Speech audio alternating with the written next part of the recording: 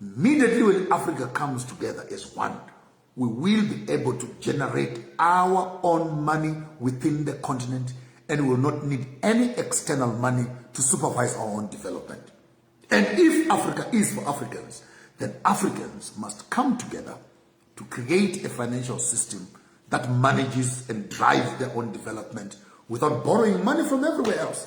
So our weakest link right now are our political leaders who still want to come around you and become good boys to you as Europeans, as white supremacists, so that you can give them a little bit of money, give them visas, give them, access into European and American space. But the young people that we are now leading are not going to be confused about who is the enemy of the African development. It is not us as Africans, but it is our African leaders who are in bed with you as colonialists, who are manipulating the African resources to benefit the economies of the West. So every time our raw materials are moving out of Africa, they are creating jobs for yourselves in Asia, in Europe, and in America. Put that between your heads. Put that between your heads. And we as African young people, we want to start our revolution of passive resistance. And until we understand that this is a wake-up call to the Africans, wake-up call, that constantly we cannot be servicing and financing and patronizing the same system that is destroying us. And then we say we are becoming Pan-Africanists. We are moving towards the Africa that we want. How can we move towards the Africa that we want when we are destroying the Africa that we have? We need young politicians who are informed about the animal that we are dealing with, the structures we are dealing with, the system that we are dealing with, and the tentacles the system has on our minds, on our bodies, on our economics, on our governance, to make sure that we as Africans will never realize the full potential of our being, but constantly become servants and slaves at the hands of the colonial system. And until we go to parliaments as Africans to transform the systems, we will constantly, I say it again, be changing and swapping hyenas with foxes and hoping that the sheep will not be disappearing. As long as the system remains in the hands of the white supremacists, there is no liberation for the African self-determination. Yes, here we are, 2024. Every other African country preparing for elections, others going for elections this year. What are you electing? The same people. Different faces, same system. Different uniforms, same people. And as long as we don't understand the monster that we are dealing with, we will be making one step forward, 16 steps backwards. It is time, my people, that we look the monster in the eye and stand up, for the table is on our backs. And if Africa can stand up as one, the party is over. The economics of the Americans is not our economics. And as such, we as Africans, we preserve our homestead. We preserve our natural resources. We believe in Ubuntu. Many of us have lost sense of being. We are because you are. You are because I am. I am because we are. And in the unity of ourselves as Africans, removing out of us politicians that are bigoted and obsessed and intoxicated with colonial bribery and mischief until we remove these bootlickers from the system who give us slogans in the day and in the night they are signing treaties of personal aggrandization with our enemies. Our liberation will never come through. It is time that we hold our leadership to accountability. They must be accountable, not to the colonialists. They must be accountable to us as people. Africa Union must be accountable to Africans. ECOWAS must be accountable to Africans. SADC must be accountable to Africans. And until we understand that accountability is not the European and American IMF World Bank systems, but accountable to the grassroots, who are the people. Where are we going? Where are we going? May his soul rest in peace. Elder Genkop. I loved him dearly. I had an opportunity sitting with him. I spoke to him man to man. You can find our discussion on YouTube.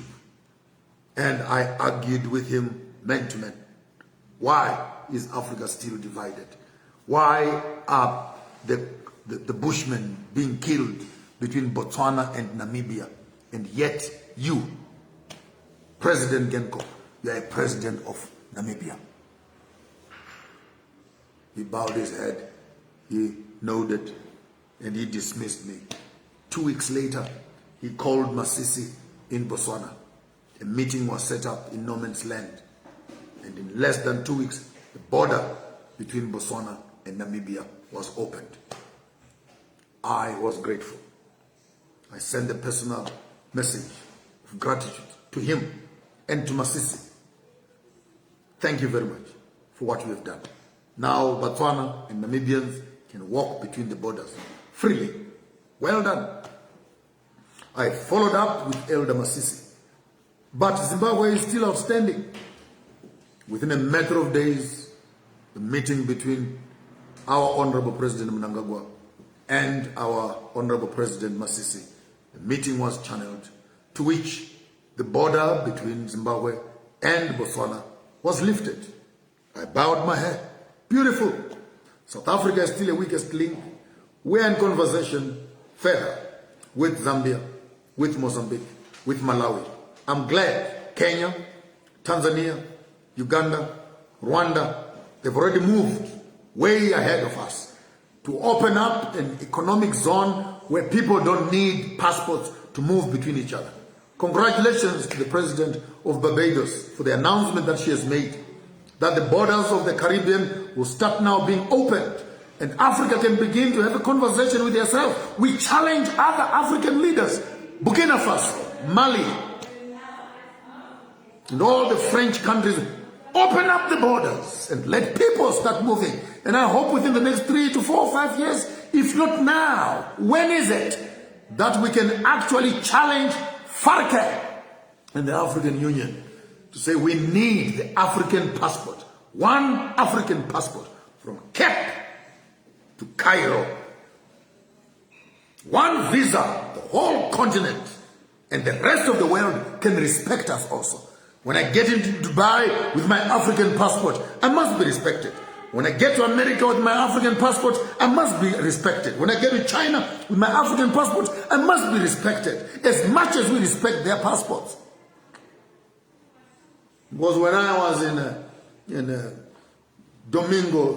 Santo Domingo Republic, show us your ID.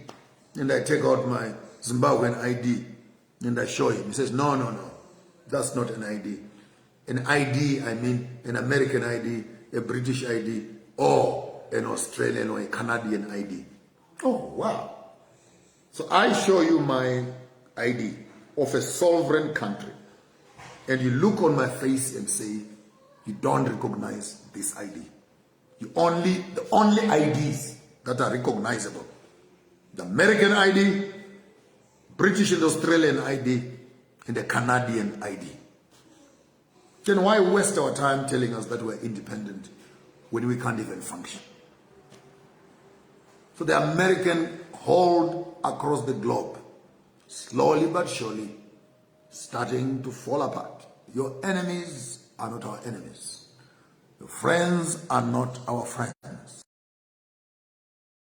Africa needs to unite. We unite on purpose. We unite on immigration. We unite on currency. We unite on economics, trade and industry. We unite on governance. We unite on one army. We unite on education. We unite on cultural exchange. We unite as a continent and begin to mobilize ourselves towards the Africa that we want. And while we are on that, the wars that we see in Congo, wars that we see in Somalia, wars that are precipitating in Ethiopia, wars that are in Central Africa, wars that are pending in Burkina Faso, and the coups that are pending. We need to start telling our young people in the spirit of Che Guevara, where we can begin to mobilize each other as African young people, would rather die at war than live as slaves.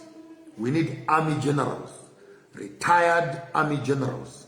We need a country in Africa that is open-minded, where the president is progressive, which can recruit young people around Africa and take them through military training to build for us an African army that can silence the wars in Congo. Africa Union has failed. United Nations has failed. But Congolese children and African children in harmony can drive out the Chinese and the Americans and the Europeans that are plundering resources, Apple included, for the cell phones, out of our spaces, and create the peace that we need as Africans. So we cannot be talking about peace unless we are prepared for war. We need to start thinking as Africans. And what we are saying is great risk of being eliminated, but that being what it is. What is life? What is life? And what is death when both are the same? And whoever has not yet accepted death is not ready to live. And if you have nothing that you can die for, you have nothing that you can live for. And I think I'll put my life on the block to say, if we must liberate Africa, no one else is coming to do it for us. To hell with school, to hell with education, to hell with the system. We need as Africans to start saying, if we don't sacrifice in our generation, our children will suffer the same consequences as we have suffered also. It's time to unite. So I want to throw this out there to any African country, any African president who will hear my call. Open up your borders to recruit African young people who want to come and join the military bases. We can train and we can come together and help to silence the guns in Africa and create a peaceful Africa, because Europe and America and the rest of the world will not come and do it for us. I will personally register myself on the battlefront. Old as I am, I hope I can still do a few laps and jump around and etc., or give motivational support from whichever platform I could be in. But the liberation of Africa depends on our resolution as African young people. Are we prepared to put our lives on the block like our fathers did to fight for liberation in our respective countries? Now we need young people who can put their lives on the block for the continent. For Africa is bigger than your continent. Africa is bigger than your country. And the liberation of Africa means twice the liberation of your own country. And until we reach those moments where our lives become less and the future of our children becomes more, will constantly be eating the bread that belongs to the slaves. With those few words, fear not, young children, fear not, Africans. The future is brighter. It will be better. Unity is inevitable. And our unity is our success and our liberation. We coming together, it is the only best thing and gift we can give and leave for our children. Let's not be led astray by the teachings of Babylon and the petty cash and the mischief in which they want to sell us. We are the true nation. We are the people of the soil, and we need to protect and preserve our history against the tyrants of white monopoly capital. With those few words, ladies and gentlemen, I want to thank you all for the afternoon time that we have spent together. It's a must that we must live. Every seed that is planted, a tree will come out. You can count the number of apples in a dish, but you can't count the number of apples in a seed. Our lives are the seeds, and when they are planted correctly, the future generations will harvest without limit. He who has given you a seed has given you a forest. And the people that you have abused are now coming together. The conversation is now solidifying that Africans should now find each other, talk with each other. I hear you talking about our interest as Americans. When did your interests leave Washington, D.C. to become the interests of Harare? When did your interests leave Washington, D.C. to become the interest of Bujumbura, to become the interest of Congo, to become the interest of Mozambique, to become the interest of Johannesburg and South Africa? Because your interests in us are not our interests in you. We don't have our interests in your country. How did those interests in America become our interests? Did they fly here? Did they drive here? Did they sail here? When did we become part of your interests? Because for all we know, the interests of America are American interests. They are not the interests of Ghana.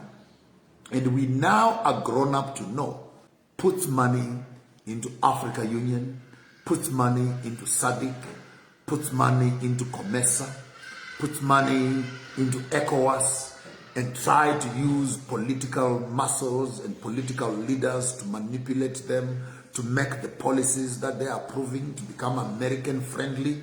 And that honeymoon is about to end, because all these leaders that are Anglo-Toms, bootlickers of the American economy, their lifespan within the African political space is getting limited by the day. We are no longer going to be tolerating leaders to the distractions of the Africans. We still need a bit of external money like the Chinese and etc. But as we are slowly coming together,